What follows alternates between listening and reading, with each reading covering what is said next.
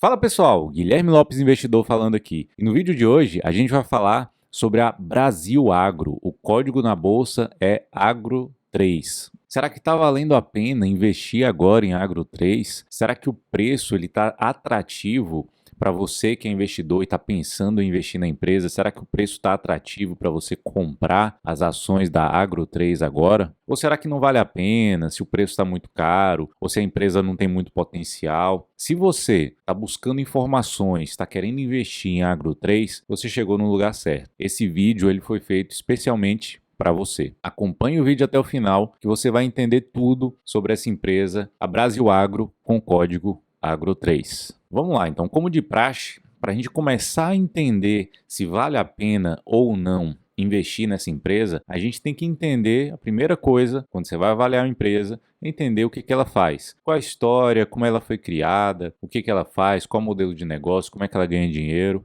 A primeira coisa que a gente vai entender é o que ela faz, qual foi a história, como é que ela surgiu. A Brasil Agro, ela foi criada lá em 2005. É uma empresa relativamente nova, né? Foi em 2005. E logo em 2006, um ano depois, ela fez o seu IPO. E hoje ela é uma das maiores empresas brasileiras em quantidade de terras agricultáveis. E o que é isso, Guilherme? Qual o foco da empresa? O que ela faz? O foco da empresa é basicamente na aquisição de propriedades, desenvolvimento dessas propriedades, exploração e, posteriormente, a venda dessas propriedades com lucro. E desde o início da empresa, 2005, 2006, ela já adquiriu basicamente 16 propriedades rurais, 16 fazendas, sendo que dessas fazendas, 14 são no Brasil, dividido em 7 estados, e 2 no exterior, uma no Paraguai e uma na Bolívia. E dessas fazendas que eles compraram, que eles adquiriram, eles já realizaram a venda de 4 dessas fazendas. Então hoje, atualmente, a Brasil Agro ela tem fazendas em 7 estados no Brasil. Os estados são Bahia, Maranhão, Piauí, Goiás, Mato Grosso do Sul e Minas Gerais. E além de Paraguai e Bolívia, como eu citei. Bom, então até aí você já viu que a empresa foi fundada em 2005, em 2006 abriu capital e o foco dela é aquisição de terras, propriedades rurais, desenvolvimento, exploração e a venda dessas terras. Então vamos começar a entender, nos aprofundar um pouquinho mais nesse modelo de negócios dessa empresa, da Brasil Agro. Primeira coisa, como é que ela faz? Como é que ela vai ganhar dinheiro? Ela compra a propriedade rural, ela valoriza essa propriedade e depois ela vende. E para a empresa, para a Brasil Agro, o valor dessa propriedade está diretamente relacionado com a geração de caixa que essa propriedade ela tem capacidade. E o que ela faz para potencializar essa geração de caixa dessas propriedades? A gente pode dividir basicamente em 4 etapas esse modelo de negócios dela aqui. Primeira etapa é da aquisição da propriedade. Então ela vai lá, escolhe as propriedades que ela pensa em adquirir. Normalmente essas propriedades que ela adquire são propriedades subutilizadas ou que não sejam produtivas. Então elas adquirem e introduzem a atividade agrícola nessa propriedade. Como é que ela faz isso? Ela faz um mapeamento dessa área que ela comprou e identifica as oportunidades que tem ali. Esse é o primeiro passo ali no modelo de negócio dela. Feito a aquisição, a gente vai para o segundo passo. Esse segundo passo é o desenvolvimento e a transformação dessa propriedade. Como é que ela faz esse desenvolvimento e transformação? Ela faz a correção e a preparação do solo nessa propriedade. Ela deixa esse solo, deixa a propriedade com condições de alta produtividade e com isso ela faz a valorização dessa propriedade. Compra uma terra improdutiva e transforma numa terra produtiva. Esse é o segundo passo. O terceiro passo é a operação agrícola. Então ela vai tirar licenças para ela operar, faz o desenvolvimento do entorno da propriedade e começa o ciclo de produção agrícola e a maturação do solo. Então ela literalmente produz ali naquela terra e depois vende os seus produtos. Eu vou falar um pouco mais disso mais na frente. Esse foi o terceiro passo. E o quarto passo nesse modelo de negócio dela é a venda da propriedade. Então, depois que ela fez a aquisição, ela desenvolveu o solo, tornou o solo produtivo, ela plantou, então ela desenvolveu toda a parte agrícola ali e depois vem a venda da propriedade e o retorno para o acionista. Então depois vem a venda da propriedade, o retorno para o acionista e outra parte para o reinvestimento para que ela compre outras propriedades. E aí ela continue girando aí essa roda. Então é basicamente isso que a empresa faz. Resumindo tudo isso aqui que eu falei, basicamente a empresa ganha dinheiro comprando propriedades, comercializando esses produtos agrícolas e depois vendendo essa propriedade. E quais são esses produtos agrícolas aí que ela usa nas suas terras ali quando ela compra essas propriedades? Basicamente, são grãos de soja, milho, feijão, etc., cana-de-açúcar, algodão e pecuária. E como curiosidade, a empresa hoje ela tem cerca de 14.900 cabeças de gado. E esses gados eles ficam distribuídos pelas suas propriedades, né, por suas fazendas. E hoje a pecuária ela representa 4,4% da sua receita total. Aí você fala, beleza, Guilherme, consegui entender tudo. Você conseguiu fazer com que eu entendesse o que ela faz, como é que ela ganha dinheiro, qual o modelo de negócio dela. Mas me fale um pouco mais aí sobre os acionistas, sobre dividendos, sobre essa situação da empresa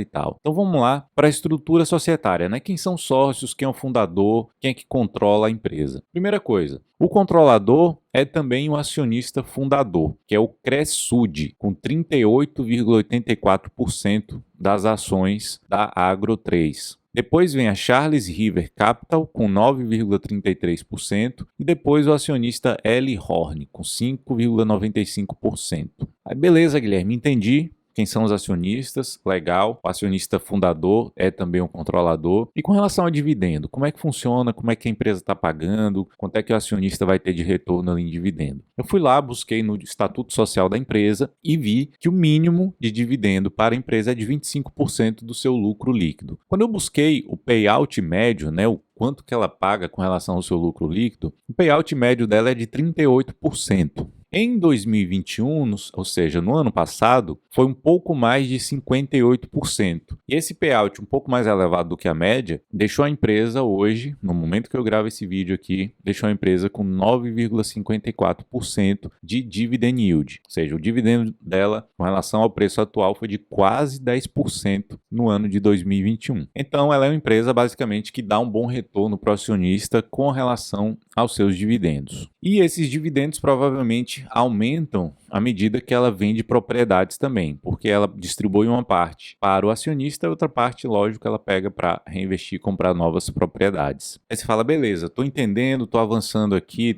já entendi o que a empresa faz, quem são os acionistas, como é que funciona o dividendo. Mas me fale algumas coisas interessantes sobre a empresa aí. Vamos falar alguns pontos interessantes que você precisa saber sobre a Agro 3. Primeira coisa, essa parte do agronegócio no Brasil. O Brasil ele tem uma grande vantagem competitiva com relação a todos os países do mundo com relação ao agronegócio. Por quê? Porque o Brasil ele tem condições favoráveis, o Brasil tem um clima muito favorável para o agronegócio. Segundo ponto, o Brasil ele tem um potencial de crescimento na produção porque o Brasil é um país que mais tem reservas de áreas agricultáveis quando a gente compara com todo o resto do mundo. Então o Brasil tem muita área agricultável, então pode crescer muito com relação aos outros países. E o terceiro ponto é que o Brasil também ele tem um baixo custo de produção. Então tem 3 pontos extremamente positivos para o agronegócio no Brasil, que não diz respeito somente à Agro 3, mas como todas as empresas do agro no Brasil. E outro ponto de interesse agora diretamente ligado à Brasil Agro, Agro 3, é que a companhia ela deixa claro que a atividade agrícola é uma atividade transitória, ou seja, o objetivo principal dela, o principal negócio dela é compra e venda de terras. Mas nesse meio tempo aí, às vezes ela permanece anos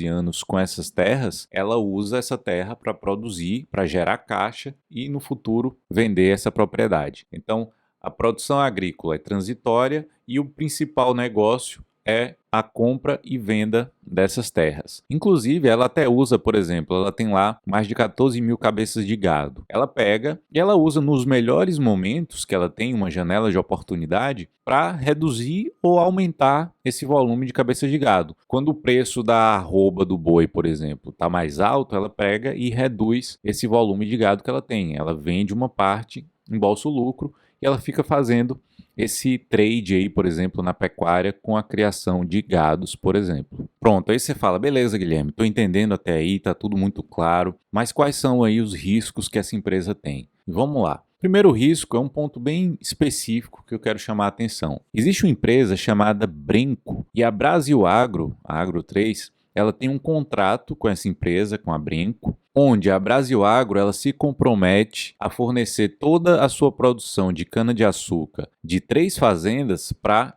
essa empresa, para Brenco. Porém, essa empresa, a Brenco, ela é controlada pela Odebrecht. E a Odebrecht é uma empresa que está envolvida em escândalos de corrupção, está sendo investigada pela Operação Lava Jato, pela Polícia Federal, e está em recuperação judicial. E em 2019, a Brenco ela também entrou em recuperação judicial. Ou seja, qual é o risco aí? O risco é de uma potencial inadimplência da Brenco com a Brasil Agro, ela deixar de cumprir seus compromissos financeiros com a Brasil Agro. O ponto positivo é que é um percentual muito baixo, é um volume de dinheiro muito baixo e esse contrato não iria impactar tanto assim na Agro 3, mas é um risco que envolve ali algo muito específico. E outra coisa, outros riscos maiores que a empresa pode ter é, primeira coisa, se ela lida com o agronegócio, com a produção de commodities, ela está exposta à variação no preço dessas commodities. Ou seja, existe o risco, né, da oscilação, da grande variação desses preços afetarem diretamente a Agro 3, a Brasil Agro. Outro risco seria a variação no preço dos fertilizantes. Isso também impactaria diretamente a Agro 3. Outro risco seria o clima, né? O excesso de chuvas ou a seca pode afetar as safras ali dessas plantações. E outro risco, também um risco relevante, são os poucos clientes que ela tem. Ela tem muita concentração de clientes. Então, se sai algum desses clientes aí, se ela perde algum desses clientes, impacta muito no resultado da empresa. Então, são riscos consideráveis, são riscos importantes que vale a pena você conhecer sobre a Agro 3, sobre a Brasil Agro. E o ponto negativo aí, diretamente relacionado a esses riscos, é a grande volatilidade nos resultados da empresa. Então, a margem dela oscila bastante, consequentemente o lucro líquido dela também oscila bastante, por conta aí dessa variação no preço das commodities. Então, esse é um ponto negativo, a grande volatilidade dos seus resultados. E outro ponto também que é importante frisar é que a empresa ela imobiliza muito capital nessas fazendas, né? Então ela tem lá um monte de dinheiro imobilizado nessas fazendas. Então ela tem que rentabilizar esse capital que está imobilizado. E aí a gente vai olhar os múltiplos da empresa, né? A gente olha basicamente aqui o ROI, que é o retorno sobre o patrimônio líquido dela, que está em torno de 20% ao ano. Então, apesar da empresa ela imobilizar bastante capital, ela tem um bom ROI, ela tem um bom retorno sobre o patrimônio líquido, em torno aí de 20%. Já sua margem, a margem bruta, ela oscila bastante por conta dessas variações aí que a gente tem nos preços das commodities. Vai de 20% até 40% e fica oscilando nessa média aí. Bom, agora você já entendeu quase tudo sobre a empresa. Já entendeu o que a empresa faz, como é que ela ganha dinheiro, qual o modelo de negócio, quem são os acionistas, qual o dividendo, os pontos interessantes, riscos, pontos negativos. E aí você fala, pô, Guilherme, então dê sua conclusão aí, vale a pena, não vale a pena investir, o preço está interessante, a empresa tem potencial, dê sua avaliação aí, dê sua opinião. E bom, a minha opinião pessoal, lembrando que isso não é nenhuma recomendação, a minha recomendação é apenas que você estude a empresa, primeiro ponto, basicamente a empresa ela tem uma discrepância entre o preço e o valor dela. Por quê? Porque provavelmente o valor que ela tem imobilizado em todas essas fazendas, em todos esses terrenos que ela tem, é maior do que o que ela vale hoje na bolsa. Então você tem uma discrepância aí entre preço e valor. A empresa ela vale mais do que ela está sendo precificada hoje na bolsa. Então, basicamente, esse é um caso clássico de diferença entre preço e valor da empresa. Então, existe, na minha opinião, existe sim um grande potencial de valorização para que haja um casamento aí entre preço e valor. A grande questão, a grande dúvida que eu fico com relação a essa empresa é daí para frente. É a geração de valor que ela pode ter a partir do momento em que ela atinge o preço igual ao valor. Então ela tem esse potencial de valorização sim, para o preço chegar até o valor, Mas daí para frente, a geração de valor que a empresa pode dar ao acionista no longo prazo me deixa um pouco confuso, me deixa um pouco com algumas dúvidas. Por quê? Porque é uma empresa que exige uma grande complexidade, digamos assim, em toda a sua estrutura, em todo o seu modelo de negócio. Existem grandes riscos com o clima, a volatilidade das commodities, grande capacidade de gestão da empresa, aquecimento da economia, os juros, mercado imobiliário. Então existe uma série de fatores ali que causam grande volatilidade no longo prazo para essa empresa, podendo afetar na geração de valor que ela pode dar ao acionista no longo prazo. Então isso me deixa um pouco desconfortável na confiança de geração de valor no longo prazo. Então, na minha opinião, como conclusão, é que existe sim um gap de diferença entre preço e valor, e você pode capturar essa valorização, mas no longo prazo, para mim, quando chegar no preço com relação ao valor, no longo prazo eu tenho essa dificuldade de visualizar um grande crescimento consistente dessa empresa, gerando valor ao acionista. E para você que quer se aprofundar um pouco mais com relação ao setor do agronegócio, existe outra empresa, inclusive já dando spoiler aqui, que eu gosto bastante, que é do mesmo setor, mas tem características totalmente diferentes da Agro 3, que é a Soja 3. Se você quer entender o que a empresa faz, quais são as diferenças entre essas duas empresas, eu fiz um vídeo especial para você falando tudo sobre a Soja 3, e para você assistir esse vídeo é só você clicar nesse link aqui agora, olha aí. Clica nesse link que apareceu aqui, vai lá e assiste tudo e entenda tudo sobre a empresa, sobre a Soja 3. E se eu conseguir agregar valor para você, se eu conseguir te ajudar de alguma forma, eu peço para você 3 favores, tá? Faça só esses 3 favores que eu fico muito feliz e muito grato a você. Primeiro favor é compartilhar esse vídeo com seus amigos, investidores, em grupo de WhatsApp, em Telegram, em todos os grupos que você participa de investimentos. Então copie o link desse vídeo aqui e mande para os seus amigos, mande para os grupos no WhatsApp, tá bom? Segundo favor, tem um joinha abaixo desse vídeo aqui, você vai e clica nele, dê um likezinho, porque isso vai me ajudar demais aqui no meu canal. E o terceiro favor é do lado do joinha, algum botãozinho aqui abaixo, tem um botão de inscrever-se. Então você clica nesse botão e você vai ser um inscrito do meu canal. Isso me ajuda demais, porque o YouTube entende que é um conteúdo de valor, que é um conteúdo que você gostou, e ele começa a impulsionar esse conteúdo para outras pessoas e com isso eu consigo crescer mais meu canal. Então se eu te ajudei de alguma forma, você me ajuda fazendo esses 3 simples favores aí. Espero que vocês tenham gostado do vídeo, um grande abraço e até o próximo.